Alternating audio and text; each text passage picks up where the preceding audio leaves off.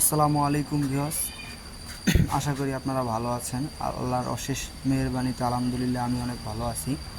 আজকে যে বিষয়টা নিয়ে আপনাদের সামনে আসলে কথা বলতে চাচ্ছি, আসলে আমার এক বড় ভাই অনেক দূর থেকে আমার কাছে আসছে।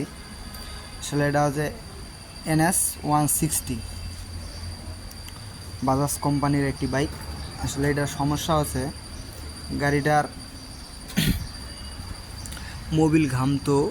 আমার বড় ভাই অনেক জায়গায় দেখাইছে, আসলে এটা আইডেন্টিফাই করতে পারতেছে না।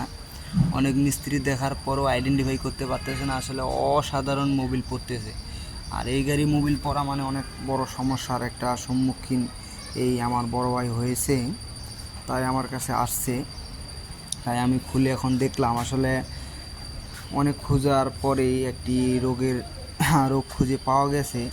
আসলে আমাদের এখানকার হিটার একটা সেন্সর থাকে, যে আপনারা দেখতেছেন এই হিটার সেন্সরের এই মাথা ভেঙে গেছে।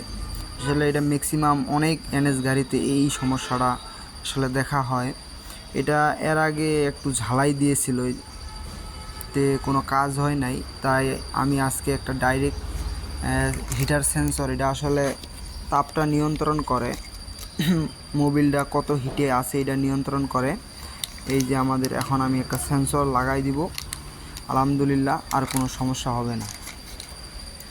আশা করি আপনারা বুঝতে পারছেন। আজ এই পর্যন্তই।